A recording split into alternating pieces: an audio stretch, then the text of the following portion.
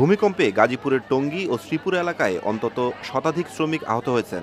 আজ শুক্রবার সকালে ভূমিকম্পে দুই শিল্পাঞ্চলের শ্রমিকরা আতঙ্কিত হয়ে বাইরে বের হওয়ার সময় তাড়াহুড়োতে আহত হওয়ার এই ঘটনা ঘটে।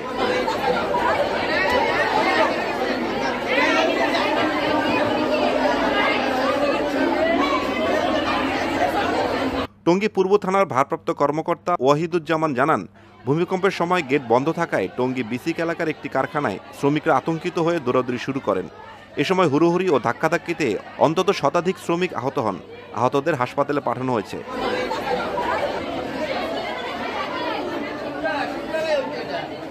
শ্রীপুর উপজেলার স্বাস্থ্য কমপ্লেক্সের কর্মকর্তা টি.এস. শফিকুল ইসলাম জানান, বিভিন্ন কারখানার শতাধিক শ্রমিকরা চিকিৎসার জন্য হাসপাতালে আসেন।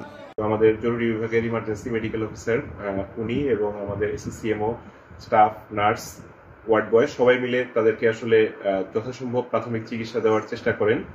তো এখন পর্যন্ত, এখন তো 1:30 বাজে, এখন পর্যন্ত রোগী আসছেই, রোগী এখনো এসেই চলেছে।